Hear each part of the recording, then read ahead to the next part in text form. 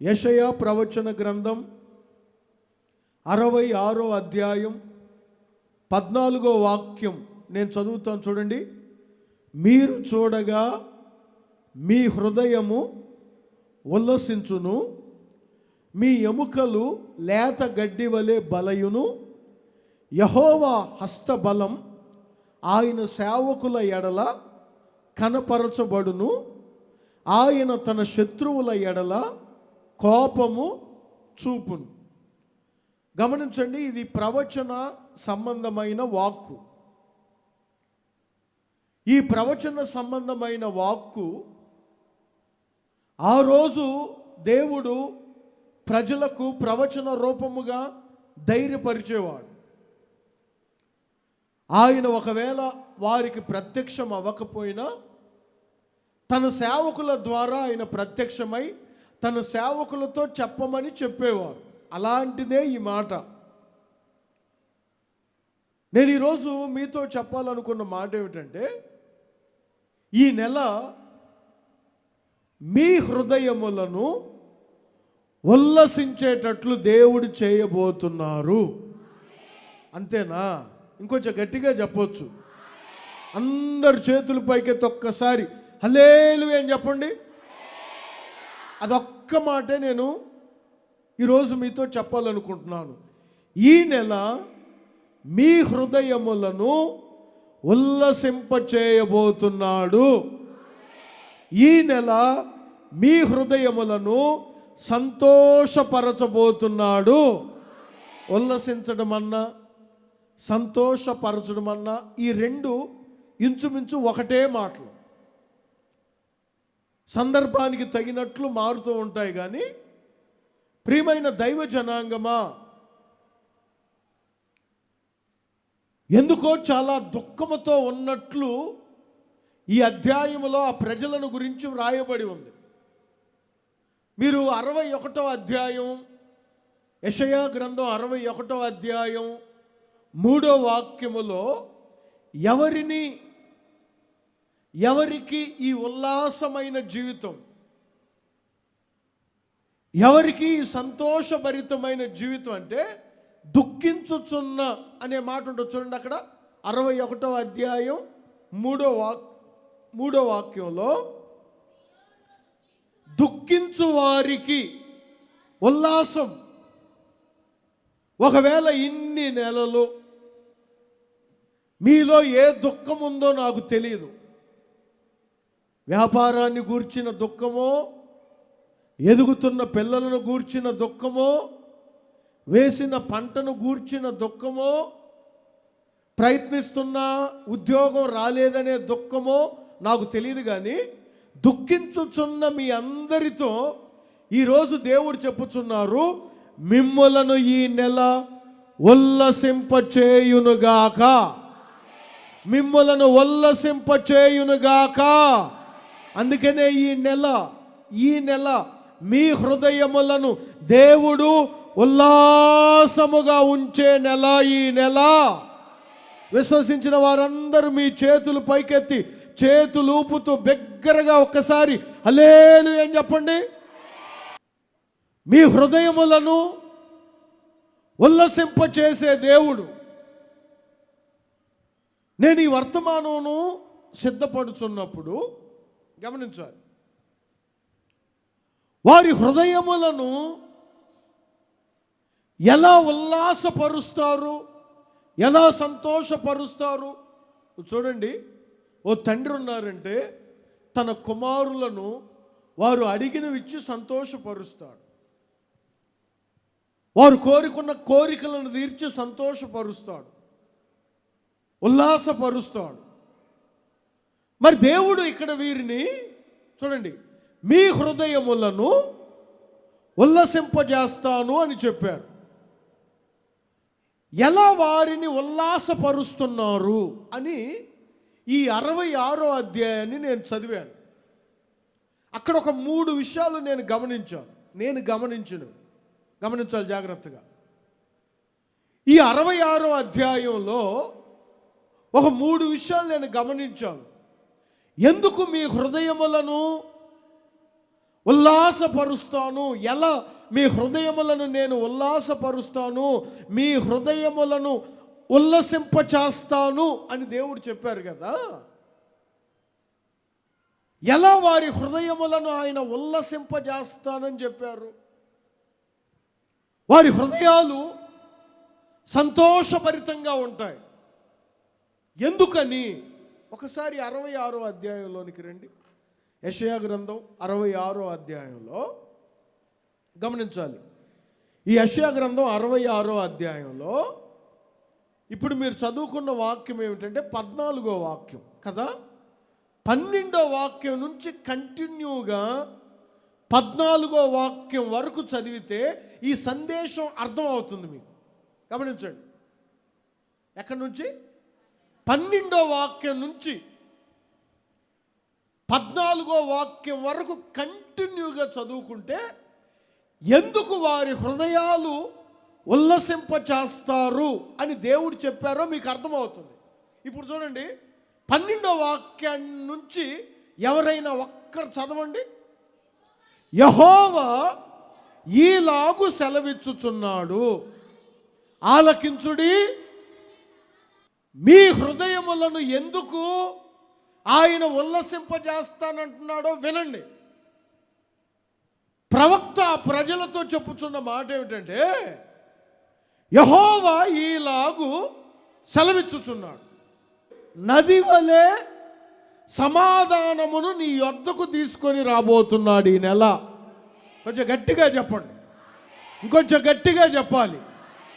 ఎందుకు వీరి హృదయాలు ఉల్లాసపరుస్తున్నారు, ఉల్లసింపజేస్తానని చెప్తున్నారంటే, మొట్టమొదటిగా మిమ్మును సమాధానపరచి మీ హృదయములను ఆయన సంతోష పెట్టబోతున్నాడు. అర్థమయ్యేటట్టు ఇంకో మాటలో చెప్పాలంటే, మిమ్మును సమాధానపరచి మీ హృదయములను ఉల్లసింపజేయునుగాక. సమాధానం లేదు ఇప్పటి వరకు. దేవునితో మనతో, దేవునికి మనకి, నీకు నీ కుటుంబానికి, నీకు నీ సంఘానికి, నీకు నీ భార్యకు, లేదా నీకు నీ భర్తకు సమాధానం దూరం అయిపోయింది. తల్లి కుమార్తెతో మాట్లాడక, కుమార్తె తల్లితో మాట్లాడక, కుమారుడు తండ్రితో మాట్లాడక, తండ్రి కుమారునితో మాట్లాడక సమాధానము లేదు. ప్రియులారా, నేను చెప్తున్నాను చూడండి, ఈ నెల సమాధాన పరచి మీ హృదయములను ఉల్లాసము చేయబోతున్నాడు. కొంచెం గట్టిగా చెప్పండి ఆమేనని. ఏమిటండి సమాధానం లేకపోతే ఏమైందండి? బాగానే ఉన్నాం కదా, మాకెందుకు సమాధానం అంటారేమో. తప్పనిసరిగా ప్రతి వ్యక్తి సమాధానకరముగా ఉండాలి. సమాధానం అనేది లేకపోతే అది ఎంత ప్రమాదకరమైనదో తెలుసా? సమాధానంగా ఒకవేళ లేనివారు, సమాధానముగా ఎవరితో ఉండని వారు, అర్థమవుతుందా? అలాంటి వారందరూ ఇప్పుడు నేను చెప్పే వాక్యాన్ని చదువుకోవాలి. ఇర్మియా గ్రంథం 16వ అధ్యాయం, ఇర్మియా గ్రంథం 16వ అధ్యాయం 5వ వాక్యంలో ఉంటుంది చూడండి ఒక మాట. ఇర్మియా గ్రంథం 16వ అధ్యాయం 5వ వాక్యంలో, యెహోవా ఇలాగు సెలవిచ్చుచున్నాడు, సమాధానము కలగనివ్వను. సమాధానం కలుగుతుందని కాదు, వినండి ఆ మాట. వీరికి నేను సమాధానమును కలగనివ్వను.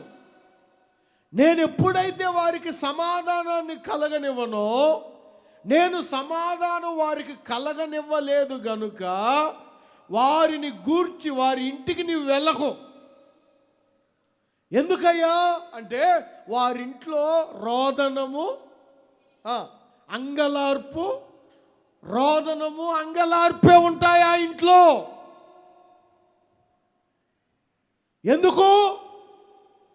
ఆ ఇంటికి నేను సమాధానమును ఇవ్వలేదు. ఆ కుటుంబానికి నేను సమాధానాన్ని ఇవ్వలేదు. ఆ సంఘానికి నేను సమాధానాన్ని ఇవ్వలేదు. సమాధానం లేకపోతే అది సంఘమైనా, అది కుటుంబమైనా, అది ఏదైనా అక్కడ ఏముంటుందో తెలుసా?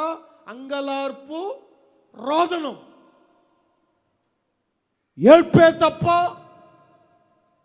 సంతోషం ఎక్కడుంది మీ జీవితంలో? ఏమ్మా, ఎన్ని సంవత్సరాల నుంచి నీవు సమాధానం లేకుండా ఉన్నావు? 12 సంవత్సరాలు.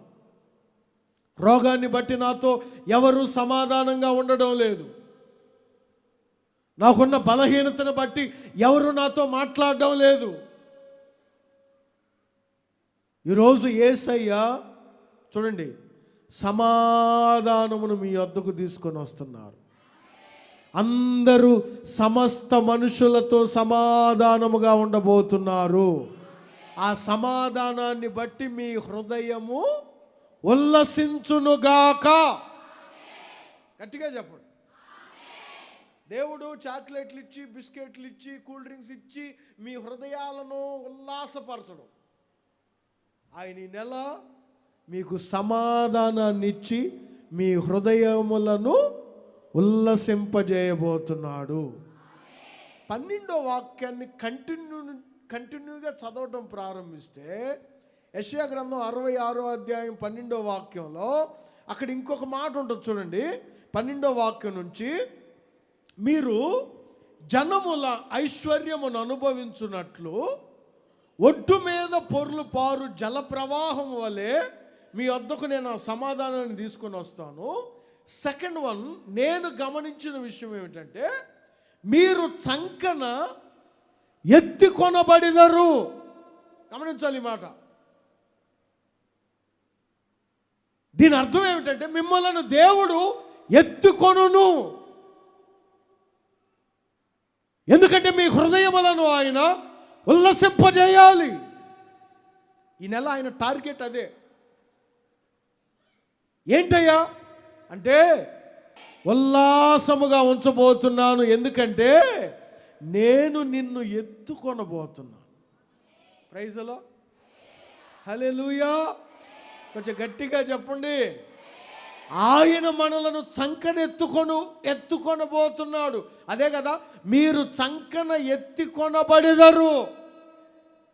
అవసరం లేదులే ప్రభువాను, మమ్మల్ని ఎత్తుకునే వాళ్ళు ఉన్నారులే, మమ్మల్ని మోసే వాళ్ళు ఉన్నారులే, నువ్వు అవసరం లేదు. మమ్మల్ని మోసే వాళ్ళు ఉన్నారులే, మమ్మల్ని ఎత్తుకునే వాళ్ళు ఉన్నారులే, నువ్వు అవసరం లేదు అని నేను అన్నాను అనుకో, ప్రభా నువ్వు అవసరం లేదులే, మా అమ్మ నన్ను ఎత్తుకుంది. అమ్మ నా కుమార్తె వినండి, ఎంతకాలం ఎత్తుకుంది? తల్లులారా, మీ పిల్లలు మీరు ఎంతకాలం ఎత్తుకుంటారు? 1 ఇయరా? చెప్పండి రా. 1 ఇయరా? 2 సంవత్సరాలా? ఎద్దులాగా 3వ సంవత్సరం కూడా ఎత్తుకుంటావా? సరే ఎత్తుకో. సరే ఇంకా వద్దన్నయ్య, నా పిల్లోడు నాకు ముద్ద 4వ సంవత్సరం కూడా ఎత్తుకో. 10వ ఏట వచ్చినప్పుడు వాడు పరిగెత్తొచ్చి నిన్ను ఎక్కితే ఏమంటావు నువ్వు? చెప్పాలి. ఇప్పుడు ఒరే దున్నపోతులాగా ఉన్నావు, ఇంకా నా మీద ఎక్కుతావా? నేనే నిన్ను మోసాను రా. చూడండి, మనుషులు ఎవరు మనలను ఎత్తుకున్నా ఒక ఎక్స్పైరీ డేట్ ఉంటుంది. అర్థమవుతుందా? అంతకాలం అందరూ అన్ని వేళలా మనలను మోయలేరు. కానీ యేసయ్య మాత్రం కడవరకు నిన్ను మోయగలడు. కొంచెం గట్టిగా చెప్పండి. ఎంతకాలం మోస్తావయ్యా? ఎంతకాలం మోస్తావు? నా సంఘమైన నన్ను ఎంతకాలం మోస్తుంది? మీ తల్లిదండ్రులైనా మిమ్మల్ని ఎంతకాలం మోస్తారు? 46వ అధ్యాయం యెషయా గ్రంథంలోనికి రండి. యెషయా గ్రంథం 46వ అధ్యాయం 4వ వాక్యంలో చూడండి ఒక మాట. యెషయా గ్రంథం 46వ అధ్యాయం 4వ వాక్యంలో, ముదిమి వచ్చు వరకు నిన్ను ఎత్తుకొని వాడను నేనే. 2 సంవత్సరాలు కాదు, 3 సంవత్సరాలు కాదు, 30 సంవత్సరాలు కాదురా బాబు, ముదిమి వచ్చు వరకు నిన్ను ఆయన ఎత్తికొనువాడ నేనే. ఆయనే నిన్ను ఎత్తుకుంటాను. అందుకే మీ హృదయములను నేను ఉల్లసింపజేస్తాను. ఏమయ్యా అంటే, ఒరేయ్ ముదిమి వచ్చు వరకు నేను నిన్ను ఎత్తుకోబోతున్నాను. ఆమేనని చెప్పండి అందరూ. ఆయన నన్ను ఎత్తుకున్నాడంటే, వినండి, ఆయన మిమ్మల్ని ఎత్తుకున్నాడంటే, ఎత్తుకునేది ఊరికే కాదు. అర్థమవుతుందా? నేను ఒక మాట చదివాను, ఇశ్రాయేలీల ప్రయాణాన్ని గురించి దేవుడు వారితో చెప్పినప్పుడు ఒక మాట నేను చదివినప్పుడు నాకు చాలా ఆశ్చర్యం అనిపించింది. ద్వితీయోపదేశ కాండం 1వ అధ్యాయం 31వ వాక్యంలో, ద్వితీయోపదేశ కాండం 1వ అధ్యాయం 31వ వాక్యమును చదివితే అక్కడ ఉంటుంది చూడండి ఒక మాట.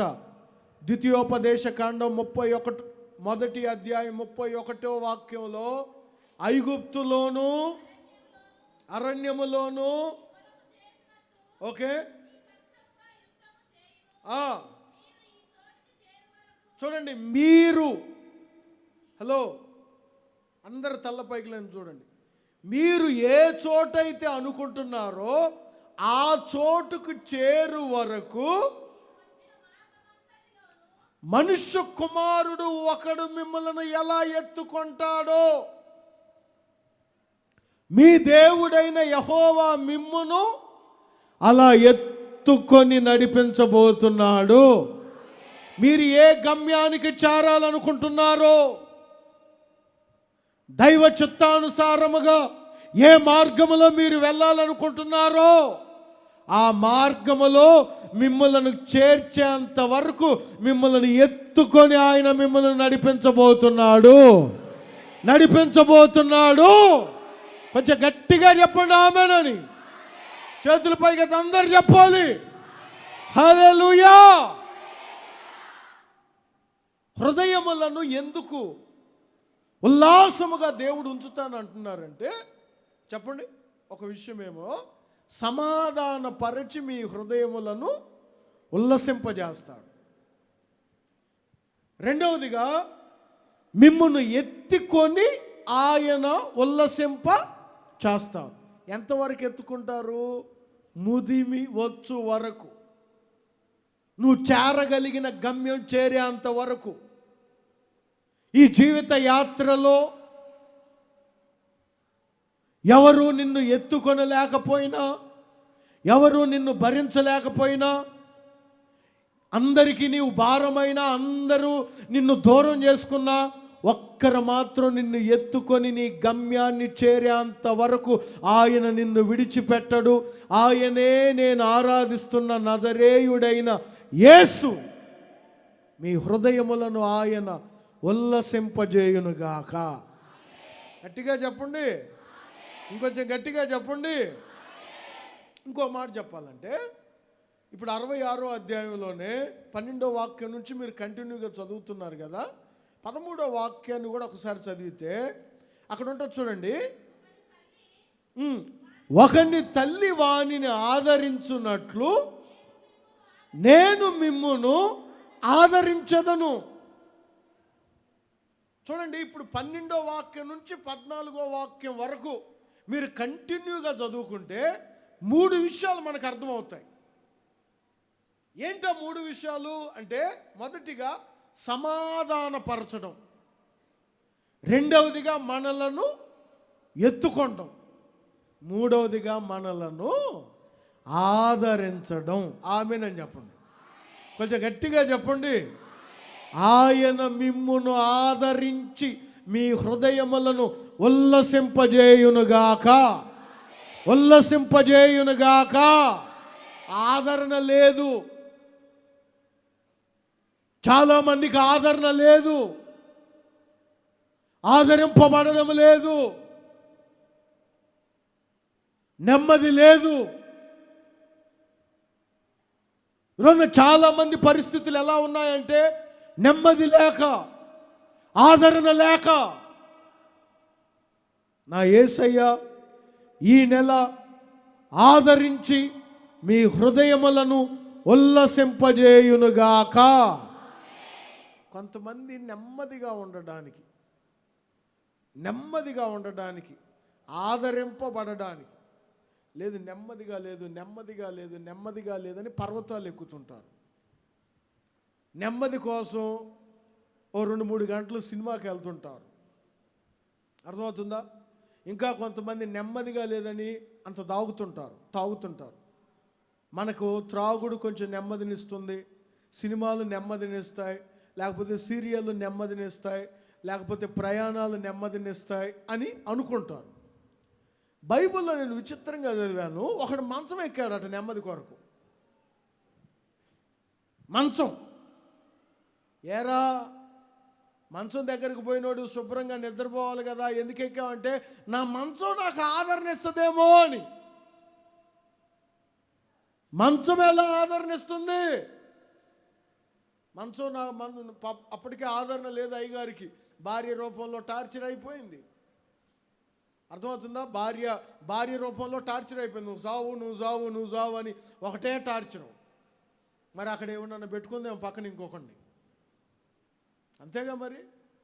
నువ్వు సావు బాధలో తోడుగా ఉండవలసిన భార్య సావు అంటుంటే ఏమన్నా పెట్టుకొని ఉంటేనే కదా. లేకపోతే భర్త చావు ఎలా కోరుకుంటారు? ఆరోగ్యం బాగలేనప్పుడే కదా తోడుండవలసింది. కొంచెం బలహీనుడైనప్పుడే కదా నేనున్నానని బలపరచవలసింది. అప్పుడే పుట్టింటికి వెళ్ళిపోతే ఇంకెందుకో? ఎముకలో ఎముక, మాంసంలో మాంసం కోసుకొని ఉండేవాళ్ళు లేక భార్య ఆదరణిస్తుందేమంటేనేమో భార్య చావును కోరుకుంటుంది. పని కట్టుకొని స్నేహితులు వచ్చారు, వాళ్ళన్నా ఆదరణిస్తారేమో అంటే వాడి ముందేమో వాడిని కనపరుస్తున్నారు. కొంచెం ఆ ఇల్లు దాటితే వాడి గురించి లేనిపోని అని చెప్తున్నారు. సరే, విన్న వాళ్ళన్నా మౌనంగా ఉన్నారా అంటే రోగిష్ఠుడి దగ్గరకు వచ్చి చెప్తున్నారు, అయ్యా నీ గురించి వాళ్ళు ఎట్టు చెప్తున్నారని. స్నేహితుల ద్వారా ఆదరణ లేదు, భార్య ద్వారా ఆదరణ లేదు. ఈయనకి మంచం ఎక్కితే ఆదరణ కావాలని మంచం ఎక్కాడు. ఎప్పుడైతే మంచం ఎక్కాడో ఉలిక్కి పడలేశాడు. ఏంటంటే పీక మీద ఒకడు కూర్చున్నాడు, చంపుతా నిన్నని. ఒరే నాయన, ఇప్పుడు వరకన్నా భార్య అన్న చావు అంటుంది, ఈ దేహంగా చంపేటట్టున్నాడు. ఎవడు రాయుడు? మీకు అర్థం కావట్లేదా నేను చెప్పేది? యోబు గ్రంథంలోనికి రండి, అర్థమైంది. యోబు గ్రంథంలోనికి రండి, 7వ అధ్యాయం యోబు గ్రంథం 7వ అధ్యాయం 13వ వాక్యం 14వ వాక్యం. భక్తుడైన యోబు తన అనుభవంలో చెప్పుచున్న మాట ఏమిటంటే 7వ అధ్యాయం 13వ వాక్యం, నా మంచము నాకు ఆదరణ ఇచ్చును, నా పరుపు నాకు ఉపశాంతి ఇచ్చును అని నేననుకొనగా బెదిరించావు. ఒక్కసారి భయం వచ్చేసింది ఆయన నాకు. పేడకల్ల నన్ను భయపెట్టే.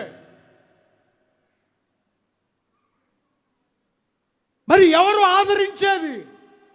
ఒకరున్నారు. కుక్కలు కాదు, స్నేహితులు కాదు, తల్లులు కాదు, మంచాలు కాదు, కొనుక్కున్న వస్తువులు కాదు. ఒకరున్నారు. ఎవరో వారు తెలుసా? మీరు యేసయ్య అంటారు కానీ దానికి ముందు నేను చెప్తాను. ఇంక నేనెందుకు ఉంది? అన్నీ మీరు చెప్పుకుంటే నేనెందుకు ఉంది? నేను ఒక స్పెషల్ కదా, అందుకే స్పెషల్గా చెప్తాను. చూడండి, ఆయన ఎవరో తెలుసా? చూడండి, గాఢాంధకారపు లోయలోనికి వెళ్ళాడు ఒక వ్యక్తి. వెలుగులో ఉంటే అందరూ ఉంటారు, లోయలో ఎవడు ఉండడు.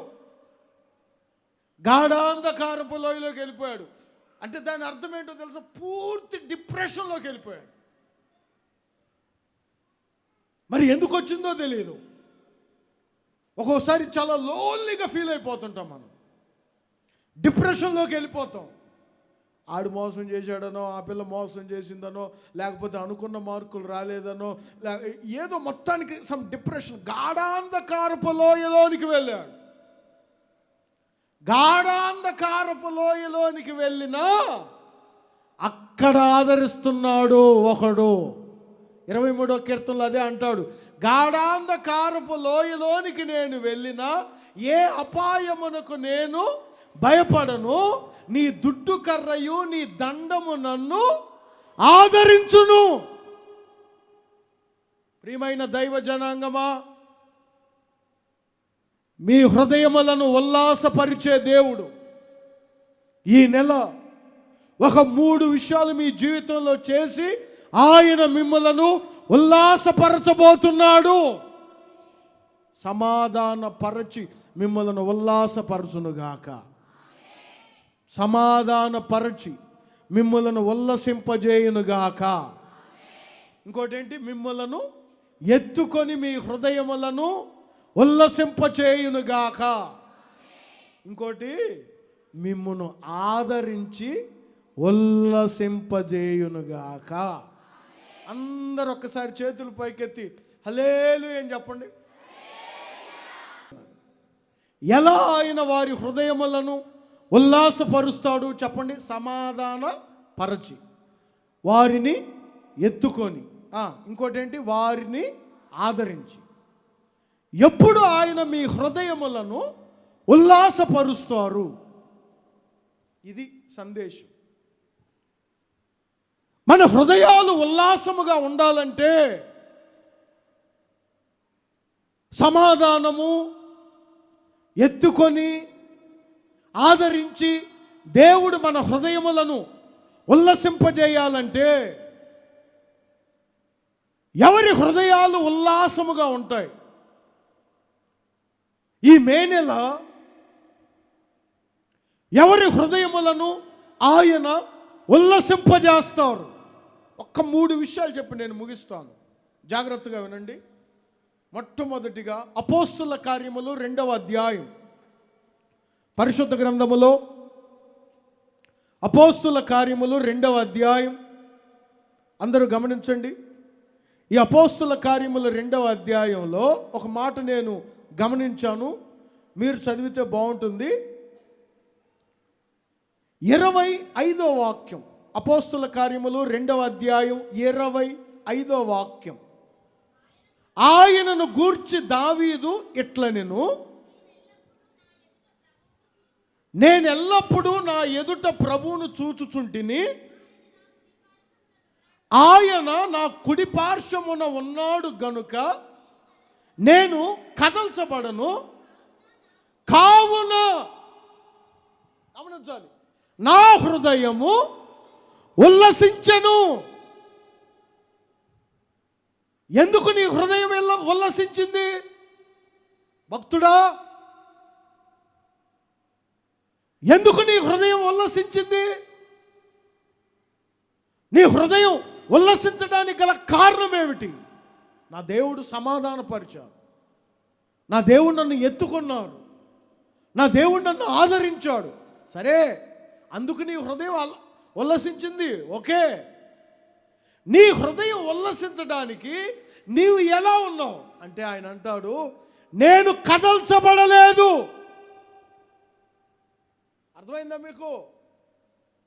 నేను కదల్చబడను, కావున నా హృదయము ఉల్లసించెను. ప్రియమైన దైవ జనాంగమా, మీ హృదయములను ఉల్లాసపరచాలంటే దేవుడు చెప్పాను కదా, మీ హృదయములను ఆనందపరచాలంటే, మీ హృదయములను సంతోషపరచాలంటే నీవు చేయవలసింది ఏమిటంటే కదలబడకూడదు, కదల్చబడకూడదు. క్రైస్తవులను, క్రైస్తవ కుటుంబాలను, క్రైస్తవ సంఘాలను కదిలించాలని చాలామంది ప్రయత్నాలు చేస్తుంటారు. అర్థమైందా మీకు? మనలను కదిలించాలని. నువ్వు ఎప్పుడైతే కదలకుండా స్థిరత్వం కలిగి ఉంటావో అప్పుడు నీ హృదయమును దేవుడు ఉల్లసింపజేయునుగాక. చూస్తారు కొంతమందిని చూస్తుంటారు కదిలించాలని. వీరు మంచిగా ప్రార్థనకు వెళ్తున్నారు, మంచి బట్టలు కట్టుకున్నారు, మంచిగా ఇంట్లో కావాల్సినవన్నీ ఏర్పాటు చేసుకుంటున్నారు, మంచిగా ఫ్యామిలీ చక్కగా బ్రతుకుతున్నారు అని అని కదిలించాలని చూస్తుంటారు.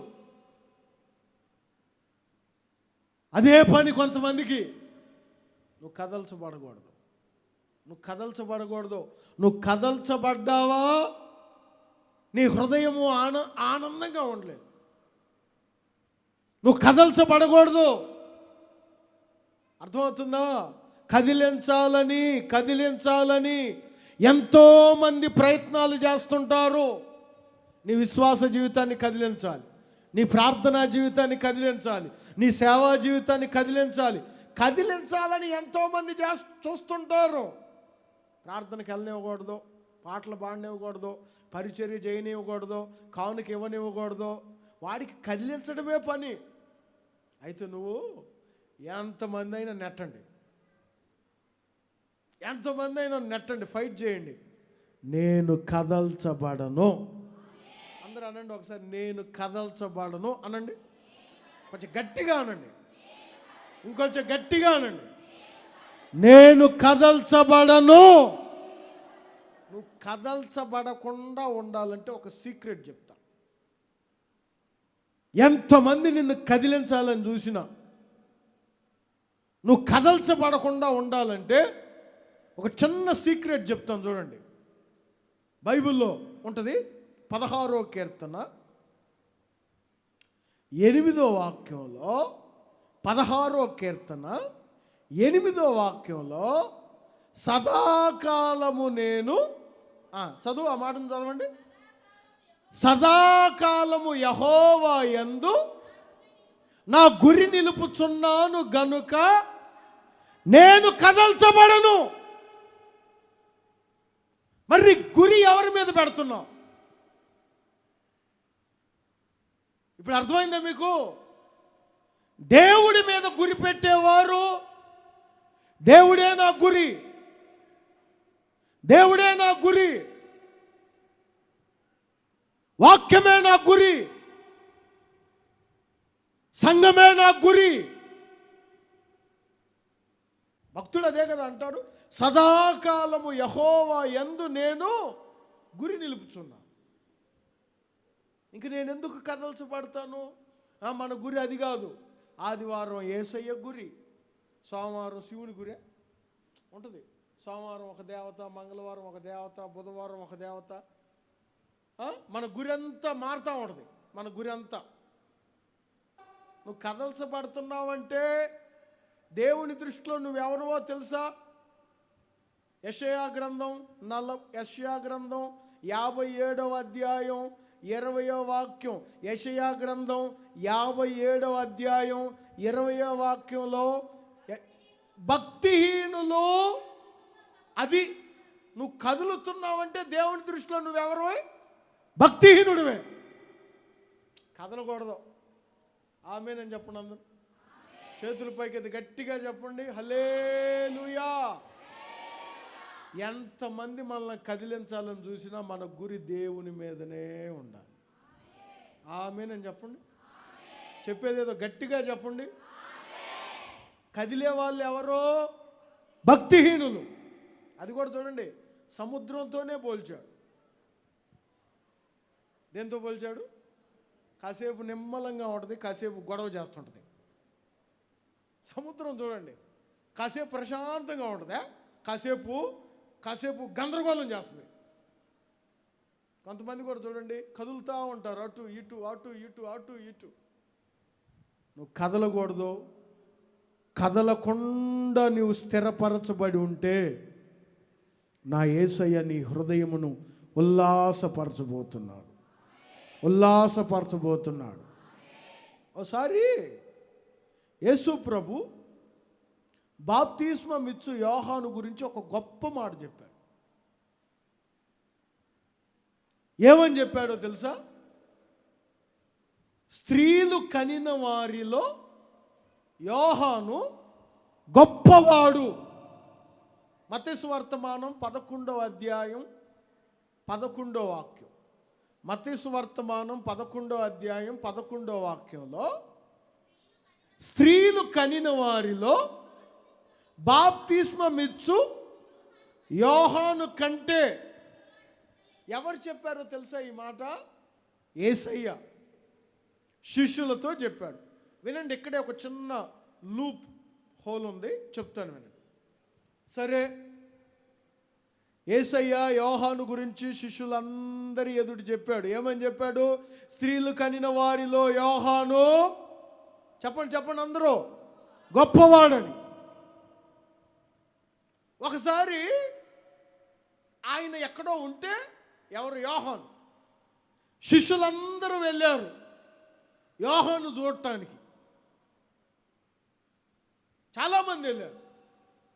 అప్పుడు యేసయ్య దగ్గరకు వచ్చి, యేసయ్యా, మేము యోహాను గారి దగ్గరికి వెళ్ళాము. ఎందుకు వెళ్ళారా? అదేంటి యేసయ్యా, నువ్వేం చెప్పావు? స్త్రీలు కనిన వారిలో, చెప్పండి, యోహాను గొప్పవాడని చెప్పావు కదా, మరి గొప్పవాడి దగ్గరికి వెళ్ళాలి కదా,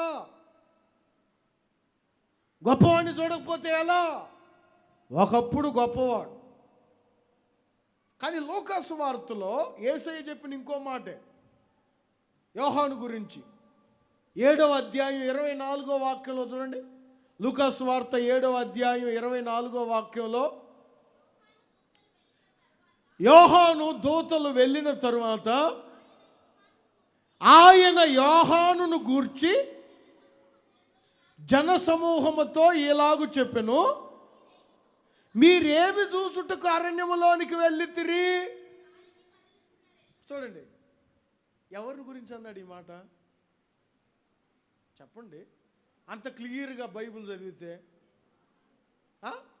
మొదట ఏమన్నాడు? యోహాను స్త్రీలు కనిన వారిలో. ఇప్పుడేమంటున్నాడు? గాలికి కదులుచున్న ఏరా. విశ్వాసులు కూడా ఇలానే ఉంటారు. ప్రారంభంలో మంచి విశ్వాసం, గొప్పవారు. రాను రాను రాను రాను వీరి విశ్వాసం ఎలా ఉంటుందో తెలుసా? గాలికి కదులుచున్న రెల్లులాగా మారిపోతారు. విశ్వాసులు ఎప్పుడు అలా ఉండకూడదు. మనం కదల్చబడకుండా ఉందుముగాక.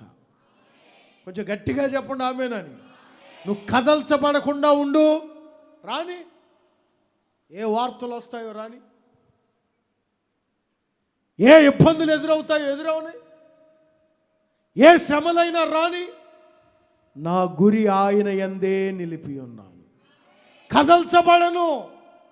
నువ్వు కదల్చబడకుండా ఓ స్టాండ్ తీసుకొని ఆ యేసయ్యలో నువ్వు స్థిరపరచబడు. నీ హృదయమును ఉల్లసింపజేయునుగాక.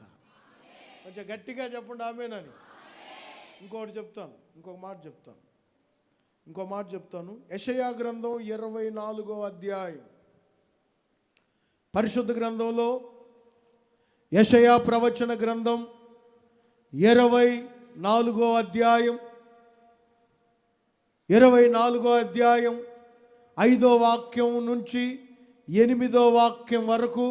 యెషయా ప్రవచన గ్రంథం 24వ అధ్యాయం చూడండి. అందరూ 24వ అధ్యాయాన్ని తీయండి. యెషయా గ్రంథం 24వ అధ్యాయం. అక్కడ రాయబడిన మాట, ఈ 24వ అధ్యాయం 8వ వాక్యాన్ని చదవండి ముందు. ఉల్లసించు వారి ధ్వని మానిపోయెను, సితారాల ఇంపైన శబ్దము నిలిచిపోయింది. గమనించాలి, ఇక్కడ కొంతమంది ప్రజలు ఉన్నారు, వారిలో ఉల్లాసం ఆగిపోయింది, ఉల్లసించలేకపోతున్నారు. అదే ఉల్లసించు వారి ధ్వని తగ్గింది, కుటుంబ ప్రార్థన తగ్గింది. అప్పుడు స్తోత్రం స్తోత్రం స్తోత్రం. సాయంత్రం అయితే ఇంట్లో ఫ్యామిలీ అంతా కూర్చొని 2-3 కీర్తనలు పాడుకొని చెరొక ఎంతమంది ఉంటే అన్ని అధ్యాయాలు చదువుకొని ప్రార్థన చేసేవారు. ఇప్పుడు ఆ ధ్వని తగ్గిపోయింది.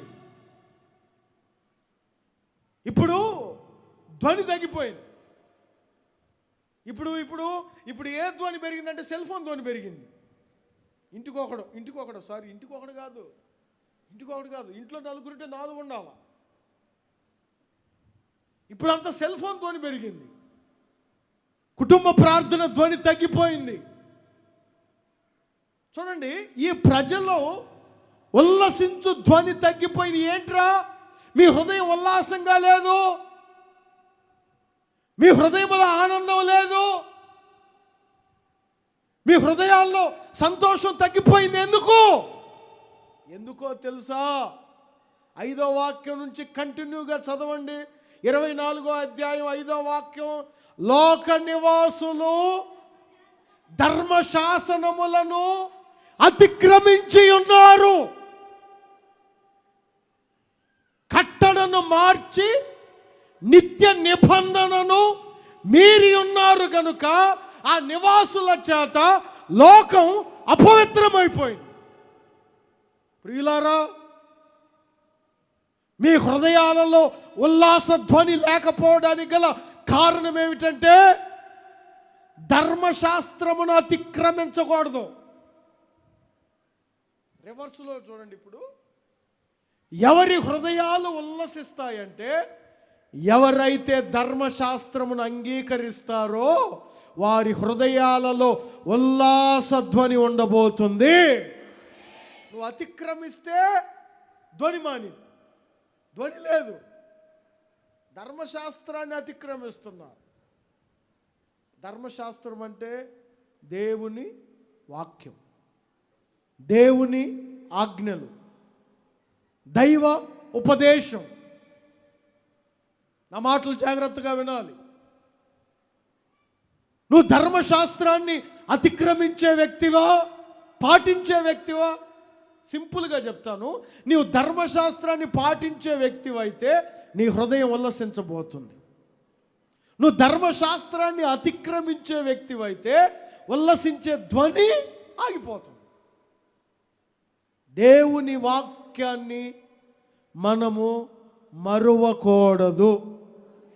Praise the lord. నన్ను మర్చిపోండి, పర్లా, నన్ను మర్చిపోండి,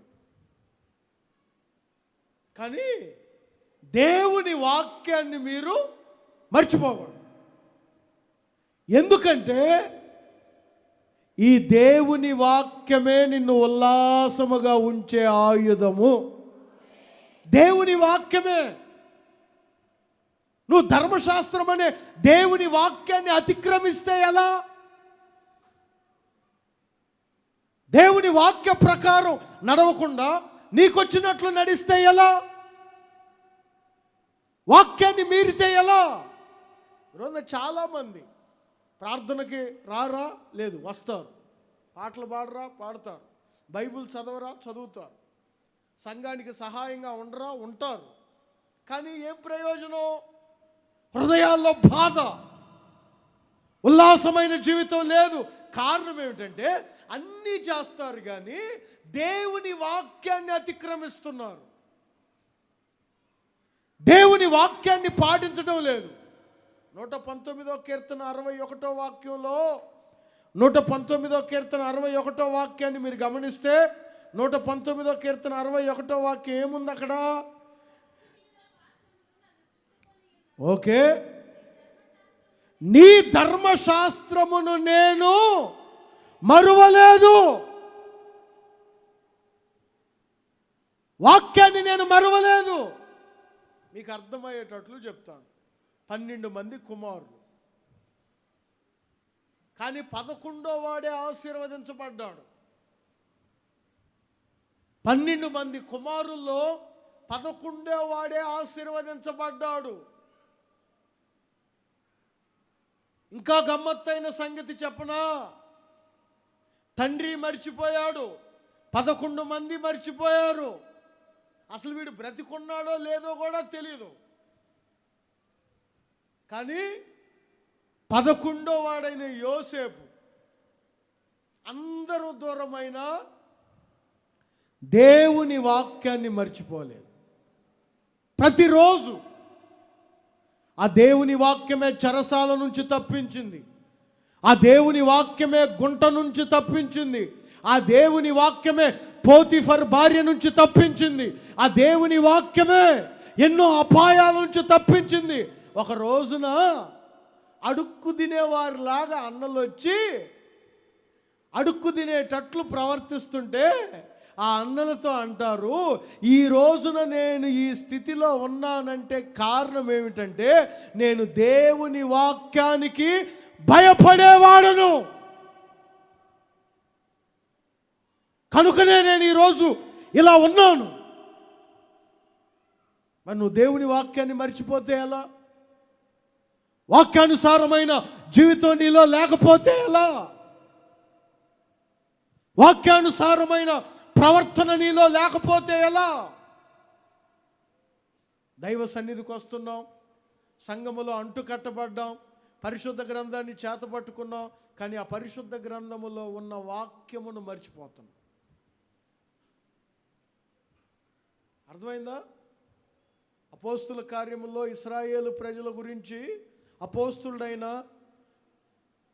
పేతురు గారు చెప్తారు. ఇశ్రాయేలీల గురించి 7వ అధ్యాయం అపోస్తుల కార్యములు 7వ అధ్యాయంలో 7వ అధ్యాయం 41వ వాక్యమా, ఆ దినములలో వారు ఒక దూడను చేసుకొని ఆ విగ్రహమునకు బలి అర్పించి తమ చేతులతో నిర్మించిన వాటి యందు ఉల్లసించిరి. మన సంతోషం అంతా నీ చేతులతో నిర్మించిన దాని యందు కాదు. వాక్యాన్ని మర్చిపోయారు, బలి అర్పించారు,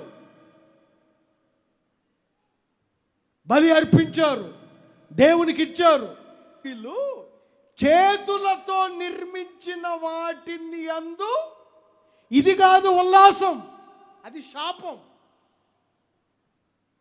బలిని కోరుకునేవాడు ఏదో ఒక రోజు నిన్ను కోరుకుంటాడు.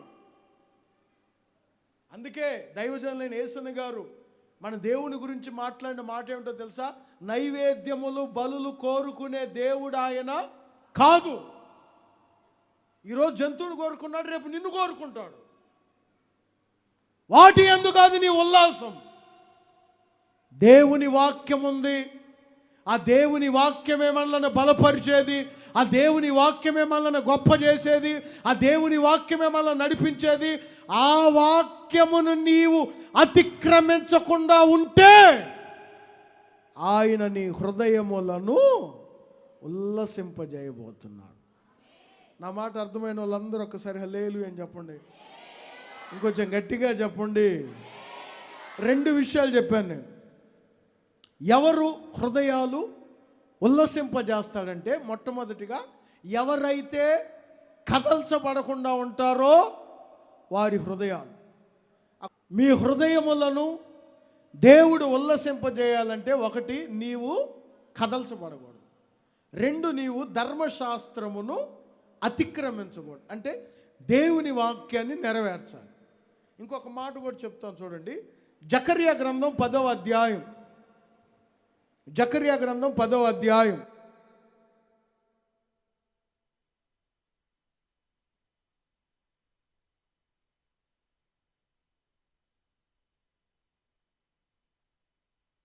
జకర్యా గ్రంథం 10వ అధ్యాయం 7వ వాక్యాన్ని చదివితే ఎవరైనా ఒకరు, జకర్యా గ్రంథం 10వ అధ్యాయం 7వ వాక్యం. ఎఫ్రాయిము వారు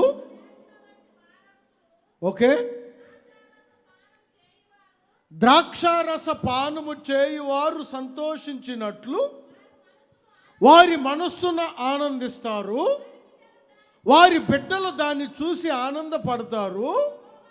యెహోవాను బట్టి వారు హృదయపూర్వకముగా ఉల్లసించుదురు. ఎఫ్రాయిము వారు, వారి పిల్లలు, వారి కుటుంబం, వారికి కలిగినదంతా హృదయపూర్వకముగా దేవుణ్ణి బట్టి వారు ఉల్లసిస్తారు.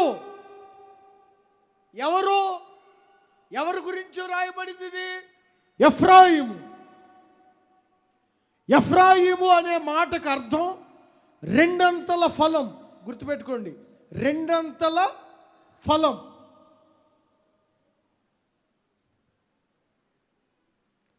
ఆత్మీయంగా నేను ఈ మాట మీతో చెప్పాలంటే, ఎవరైతే రెండింతలుగా ఫలిస్తారో వారి హృదయాలను దేవుడు ఉల్లసింపచేయునుగాక. ఒక్క ఫలం సరిపోదు, ఒక్క ఫలం సరిపోదు. క్రైస్తవులకు 2 ఫలాలు ఉండాలి. మీకు అర్థమయ్యేటట్టు చెప్తాను చూడండి. ఈ వర్షను మీరు విని ఉండరు. 2 ఫలాలు కావాలి, 2 విధాలుగా ఫలించాలి. అర్థమవుతుందా? ఏంటి రెండంతల ఫలం అంటే, గలతీయులకు రాసిన పత్రిక 2వ అధ్యాయం 20వ వాక్యంలోనికి రండి.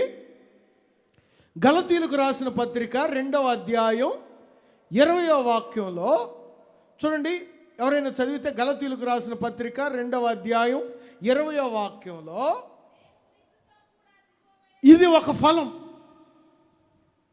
నేను క్రీస్తుతో సిలువ వేయబడి ఉన్నాను. ఇది మొదటి ఫలం. రెండో ఫలం చూడండి. జీవించువాడను నేను కాదు, ఇప్పుడు క్రీస్తే నా యందు. ఇదే రెండో ఫలం. అంటే ఇప్పుడు తల్లపైకి లేపండి చెప్తాను. ఎఫ్రాయిం అనగా రెండంతల ఫలం. దేవుని బిడ్డలు కూడా దేవుని యందు ఉల్లసించాలంటే రెండంతలుగా ఫలించాలి. ఏంటా రెండంతల ఫలం? 1 సిలువ వేయబడాలి, 2 జీవించాలి. అర్థమవుతుందా? నువ్వు క్రీస్తుతో సిలువ వేయబడటం ఒక ఫలం. దేవుని కొరకు త్యాగం చేయటం. సిలువ వేయబడటం అంటే త్యాగమే. సిలువ త్యాగం. త్యాగం చేస్తేనే సరిపోదు. చాలామంది అంటుంటారు కదా, అన్నయ్యో త్యాగం చేసాం, స్థలం త్యాగం చేసాం, ఇల్లు త్యాగం చేసాం, ఏంటి అసలు మా జీవితాన్నే త్యాగం చేసాం. ఇక త్యాగం చేస్తే సరిపోయిందా? మరి జీవించడమో? అర్థమైందా మీకు? ఒకసారి పౌలు గారు త్యాగం చేశారు. ఏంటి ఆ త్యాగం? నేను క్రీస్తుతో సిలువ వేయబడటం. సిలువ వేయబడిన వాడు అలానే లేడు. ఇప్పుడు రెండో ఫలాన్ని ఫలిస్తున్నాడు. అదేమిటంటే క్రీస్తే నా యందు జీవించడం. ప్రియమైన దైవ జనాంగమా, ఓ క్రైస్తవుడు 2 విధాలుగా ఫలించాలి. 1 దేవుని కొరకు త్యాగం చేయాలి, 2 దేవుని కొరకు జీవించాలి. త్యాగం ఎక్కడ చేస్తున్నాం మనం? ప్రార్థనకి సమయాన్నే త్యాగం చేయలేం. ఏదైనా ఒక స్పెషల్ ప్రేయర్ పెట్టారు, ఎవరైనా సేవకులు వస్తున్నారంటే దానికోసం త్యాగం చేయలేం. ఉద్యోగాన్ని త్యాగం చేయలేం. నువ్వు ఎక్కడ ఫలిస్తున్నావు? కొంతమంది ఏమో త్యాగం చేసాం, అన్నయ్య ఒకప్పుడు మా ఆస్తి ఇచ్చాం, అబ్బో ఒకప్పుడు సేవకులకు అన్నం పెట్టాం, ఒకప్పుడు అసలు అబ్బో మేము ఎంత అసలు సేవకైతే వ్యానుకు ఖర్చు నేనే పెట్టేవాడిని, ఆయిలు నేనే పోపించేవాడిని, మా ఇంట్లోనే భోజనాలు. త్యాగం బాగానే ఉంది, మరి జీవించడమో? అబద్ధాలతో జీవిస్తున్నాం, అపవిత్రతతో జీవిస్తున్నాం, వ్యర్థమైన మాటలతో జీవిస్తున్నాం. త్యాగం చేస్తేనే సరిపోదు, ఆ తర్వాత క్రీస్తుతో కూడా జీవించాలి. ఇదే ఒక క్రైస్తవుని రెండంతల ఫలం. నేను త్యాగం చేసుకున్నాను, దేవుని కొరకు అసలు సమర్పించుకున్నానంటే సరిపోయిందా? ఊర్లో ఉన్న ఎద్దులు కూడా త్యాగం చేస్తాను. కొంతమంది సేవకులు చెప్తుంటారు, మేము దేవుని కొరకు త్యాగం చేసుకున్నాం, సమర్పించుకున్నాం, ఇంకా త్యాగం త్యాగం త్యాగం అంట. త్యాగం చేస్తేనే చాలదురా నాయనా, నువ్వు క్రీస్తు కొరకు జీవించాలి. జీవించేటప్పుడు అవమానాలు ఎదురవుతాయి, జీవించేటప్పుడు నిందలు ఎదురవుతాయి, జీవించేటప్పుడు అనవసరమైన మాటలు ఎదురవుతాయి. అయినా జీవించుచున్న జీవితం నీది కాదు, క్రీస్తే నీ యందు. క్రీస్తు నీ యందు జీవించుచున్నప్పుడు ముఖాన ఉమ్మి వేసిన, కొరడాలతో కొట్టిన, అర్థమవుతుందా? సిలువ మీద పెట్టి వీధులు వెంబడి తిప్పినా వదిలిపెట్టి ఎగిరి తన్నడం. నా మాట అర్థమైందా మీకు? ఒకసారి గట్టిగా హల్లెలూయా అని చెప్పండి. రెండంతల ఫలం అంటే ఇదే. త్యాగం చేస్తేనే సరిపోయిందా? మరి జీవించే జీవితం, నేను అప్పుడెప్పుడో త్యాగం చేశాను అన్నయ్య 10 సిమెంట్ బస్తాలో అంటాడు. మరి ఇప్పుడు ఎలా జీవిస్తున్నావు? ఇప్పుడు మాత్రం రోజుకి 20 పెట్టెలు తాగుతుంటాడు. త్యాగం చేస్తేనే చాలదురా బాబు. నువ్వు క్రీస్తు కొరకు జీవించటమే రెండంతల ఫలం. అట్టి ఫలభరితమైన జీవితం యేసయ్య మీ అందరికి అనుగ్రహించునుగాక. కొంచెం గట్టిగా చెప్పండి. ఇంతకుముందు త్యాగం చేసావు, ఇప్పుడు రెట్టింపు ఫలించాలి. అంటే క్రీస్తే నీ యందు జీవించాలి. అదే రెండంతల ఫలం.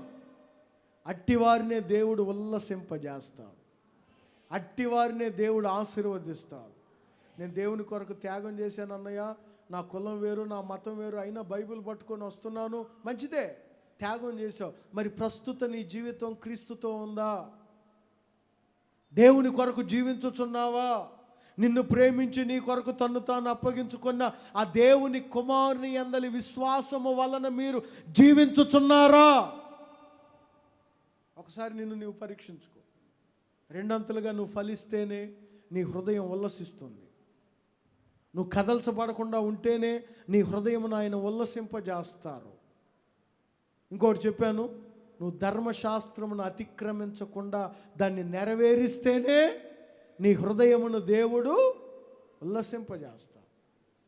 ఎలా ఆయన ఉల్లసింపజేస్తాడు? మిమ్మల్ని సమాధానముతో మిమ్మును ఎత్తుకొని మిమ్మును ఆదరించి ఈ నెల మీ హృదయములను ఉల్లసింపజేయునుగాక.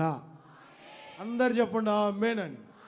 ఇంకొంచెం గట్టిగా చెప్పండి ఆమేనని. ఇంకొంచెం గట్టిగా చెప్పాలి, చేతులు పైకెత్తి. చేయునుగాక. ప్రభు ఈ మాటలు మీ హృదయములో భద్రపరుచునుగాక.